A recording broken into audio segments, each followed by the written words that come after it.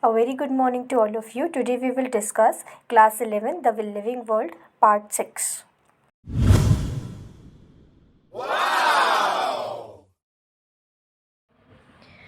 All organisms from the prokaryotes to the most complex eukaryotes can sense and respond to environmental cues. यहाँ पर जैसे हमने बात करी कि बहुत सारे प्रोकैरियोट्स होते हैं। प्रोकैरियोट्स ये ऐसे ऑर्गेनिजम्स होते हैं जो कि सिंगल सेल्ड होते हैं, इनके पास में न्यूक्लियस नहीं होता है और मेम्ब्रेन बाउंड ऑर्गेनेल्स भी नहीं होती हैं। अब ये सिंगल सेल है, इनके पास में न्यूक्लियस है नहीं, न्यूक्लियस हम ब्रेन बोलते हैं सेल का, ब्रेन ऑफ द सेल, और मेम्ब्रेन बाउंड ऑर्गेनेल्स नहीं है, मतलब ऑर्गेनेल्स अगर प्रेजेंट भी होंगी तो वो मेम्ब्रेन से बाउंड्री नहीं होगी उनकी। तो ऐसे ही हम ऑर्गेनिजम्स को प्रोकैरियोट्स कहते हैं। इन प्रोकैरियोट्स से लगा करके जो कॉम्प्लेक्स यूकैरियोट्स तक के ऑर्गेनिजम्स हैं, यूकैरियोट्स मतलब ये सेल्स होंगे ऐसे जिनमें मेम्ब्रेन बाउंड ऑर्गेनेल्स भी होगी, जिनमें न्यूक्लियस भी होगा, मतलब इनमें न्यूक्लियस होगा, न्यूक्लियस मतलब ब्रेन ऑफ द सेल, और जो इनकी मेम्ब्रेन बाउंड ऑर्गेनेल्स हैं, ऑर्गेनेल्स जो होंगी वो मेम्ब्रेन बाउंड होगी, मतलब उनकी आसपास बाउंड्री बनी होगी मेम्ब्रेन्स की।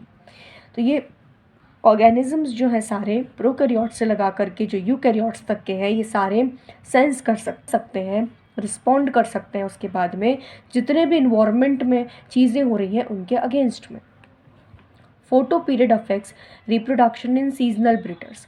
ऐसे ब्रीडर्स होते हैं, ब्रीडर्स मतलब वो रिप्रोडक्शन की प्रोसेस करते हैं। कुछ ऐसे ऑर्गेनिजम्स होते हैं, एनिमल्स होते हैं जो कुछ पर्टिकुलरली सीजन्स में ही ब्रीड करते हैं, रिप्रोडक्शन की प्रोसेस करते हैं। ब्रीड करना मतलब रिप्रोडक्शन की प्रोसेस करना। तो ये जो ब्रीडर्स होते हैं, सीजनल ब्रीडर्स बोलते हैं ऐसे ब्रीडर्स को। अगर फोटो पीरियड मतलब लाइट का ड्यूरेशन अफेक्ट करता है उनकी रिप्रोडक्शन की प्रोसेस को, बोथ प्लांट्स एंड एनिमल्स, दोनों के केस में होगा ये, सीजनल ब्रीडर्स में, प्लांट्स में भी और एनिमल्स में भी। All organisms handle chemicals entering their bodies. जितने भी ऑर्गेनिजम्स हैं वो केमिकल्स को हैंडल करते हैं अपनी, जो भी उनकी बॉडी में एंटर कर रहे हैं। All organisms therefore are aware of their surroundings. ये सभी चीज़ें जो हमने पढ़ी, इससे हमें ये समझ में आ रहा है कि जितने भी ऑर्गेनिजम्स हैं उनके आसपास के सराउंडिंग से वो अवेयर होते हैं, वो समझ सकते हैं, वो जागरूक हैं कि मतलब मेरे आसपास क्या हो रहा है, कौन सी चीज़ें, कौन से केमिकल्स मेरी बॉडी के अंदर एंटर कर रहे हैं, कौन सी लाइट का जो पीरियड है, लाइट का जो ड्यूरेशन है, वो कैसे रिप्रोडक्शन की प्रोसेस को अफेक्ट कर रहा है, किस तरीके से प्रोकैरियोट्स में, यूकैरियोट्स में एनवायरनमेंट के अगेंस्ट में वो अफेक्ट कर रहे हैं, रिस्पॉन्ड कर रहे हैं, किस तरीके से लाइट, वाटर, टेम्परेचर के अगेंस्ट में प्लांट्स रिस्पॉन्ड कर रहे हैं, हम लोग फिजिकल, केमिकल, बायोलॉजिकल तरीके से रिस्पॉन्ड कर रहे हैं, हम क्या क्या तरीके से रिस्पॉन्स कर पा रहे हैं। तो ये सारे जो हमने चीज़ें पढ़ी, इससे हमें समझ में आ रहा है कि हम सभी हमारे एनवायरनमेंट के से हम क्या है, अवेयर हैं। Human being is the only organism who is aware of himself, that is self consciousness. और यहाँ पर हम बात करें तो ह्यूमन बीइंग ही ऐसा ऑर्गेनिज्म है जो खुद से ही वो क्या है, अवेयर है। वो खुद से अवेयर है मतलब खुद समझ सकता है आसपास क्या हो रहा है, सेल्फ कॉन्शियस, उसे पता है कि क्या हो रहा है, क्या होने वाला है, नहीं क्या पता है क्या होगा, ये चीज़ उसे पता है कि उसके आसपास उसके क्या क्या फैक्टर्स हो रहे हैं, क्या क्या इंसिडेंट्स हो रहे हैं, उसके अगेंस्ट में वो रिस्पॉन्स करेगा। तो consciousness therefore become the defining property of living organisms.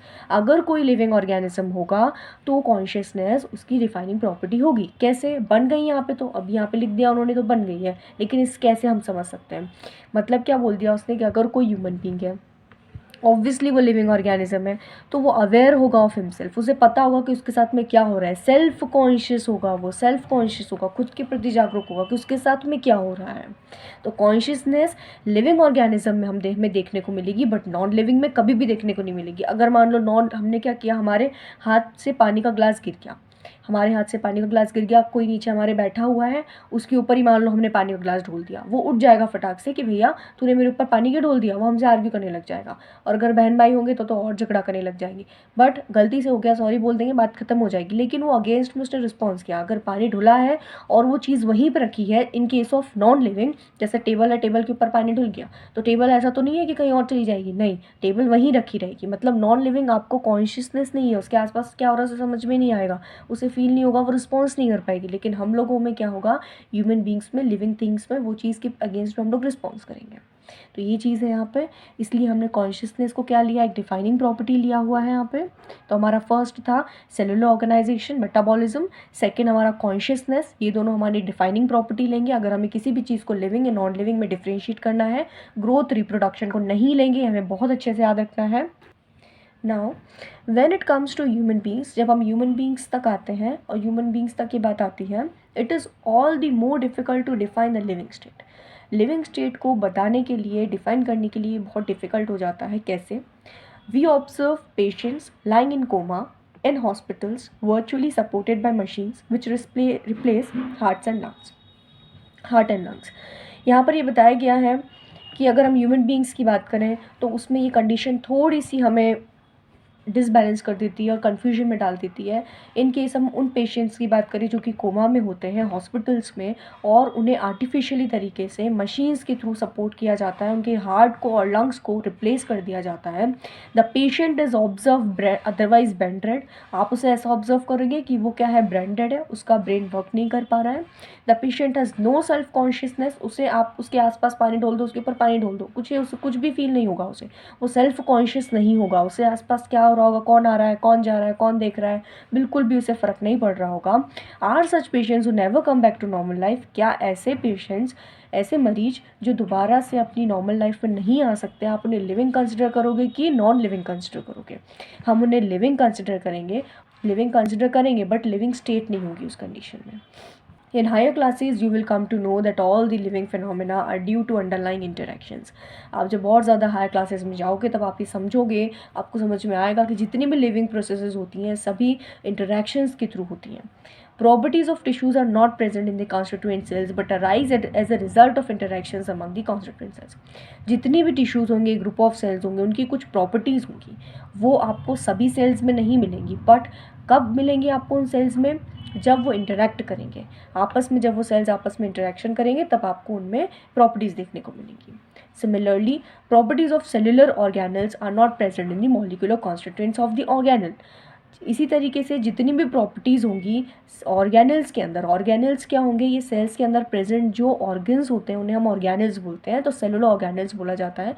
उनके अंदर जो प्रॉपर्टीज़ होगी वो भी आपको मॉलिक्यूलर जो कॉन्स्टिट्यूएंट्स होंगे ऑर्गेनल के, उसमें आपको देखने को नहीं मिलेंगी। बट जब कब तक नहीं मिलेंगी? जब तक उनमें इंटरेक्शंस नहीं होने लग जाते मॉलिक्यूलर कंपोनेंट्स के बीच में, comprising the organelle. These interactions result in emergent properties at a higher level of organization. जैसे जैसे higher level of organization होता जाएगा वैसे वैसे आपको interactions दिखते चले जाएंगे। This phenomena is true in the hierarchy of organizational complexity at all levels. ये एक ऐसी प्रोसेस है जो आपको धीरे धीरे स्टेप बाय स्टेप देखने को मिलेगी। Therefore we can say that living organisms are self replicating. इसी की वजह से हम जितने भी लिविंग ऑर्गेनिजम्स हैं उनको बोलते हैं कि खुद ब खुद ये रेप्लिकेट हो जाते हैं, अपनी डुप्लीकेट कॉपी बना लेते हैं, इवॉल्व हो जाते हैं, चेंज हो जाते हैं। सेल्फ रेगुलेटिंग इंटरैक्टिव सिस्टम्स होता है, मतलब खुद ब खुद रेगुलेट, कंट्रोल करने वाले और इंटरेक्शन के थ्रू इनमें सिस्टम्स पाए जाते हैं। और capable of responding to external stimuli, और बाहर से अगर कोई भी चीज़ आ रही है तो उसके अगेंस्ट में रिस्पॉन्स कर देंगे।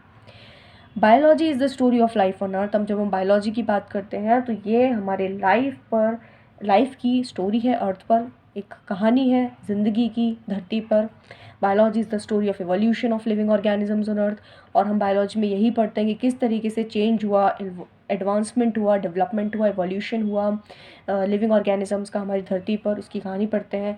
All living organisms present, past and future are linked to one another. जितने भी लिविंग ऑर्गेनिजम्स हैं, पहले आए थे, अभी आए हैं, आने वाले हैं, सभी एक दूसरे से रिलेटेड हैं by the sharing of the common genetic material, क्योंकि सभी के पास में कॉमन जेनेटिक मटेरियल है। वो DNA, RNA, व्हाटएवर, वो क्या करते हैं, शेयर करते हैं, but to varying degrees. But इसमें क्वांटिटी वेरी करती है, इसलिए लिखा है varying degrees. Diversity in the living world. अब हम यहाँ पर हमारा 1.2 जो टॉपिक दिया है, इसमें diversity in the living world के बारे में बात करेंगे। डाइवर्सिटी मतलब होता है विविधता, विविधता मतलब होता है वेराइटीज़, लिविंग वर्ल्ड मतलब जीवित दुनिया के अंदर। If you look around you will see a larger variety of living organisms. जब आप आसपास देखेंगे तो आपको बहुत अलग अलग तरह की वेराइटीज़ मिलेंगी, भिन्नताएं मिलेंगी लिविंग ऑर्गेनिजम्स में। बी इट पॉटेड प्लांट्स, जब आप बात करें तो आपको ऐसे प्लांट्स मिलेंगे जिन्हें आप पॉट्स में रखते हैं तो उनमें आपको अलग अलग तरह के प्लांट्स देखने को मिलेंगे हर एक पॉट में। इंसेक्ट्स में देख लें तो आपको बहुत सारे तरह के इंसेक्ट्स देखने को मिलेंगे, उनमें वैरायटीज़ मिलेंगी। बर्ड्स की बात करें तो आपको बहुत अलग अलग तरह के बर्ड्स, बहुत सुंदर सुंदर बर्ड्स देखने को मिलेंगे। योर पेट्स, आपके जो पालतू जानवर हैं वो भी आपको बहुत अलग अलग तरीके के देखने को मिलेंगे। और अदर एनिमल्स एंड प्लांट्स, और दूसरे तरह के एनिमल्स की बात करें, जानवरों की बात करें, या फिर हम पौधों की बात करें।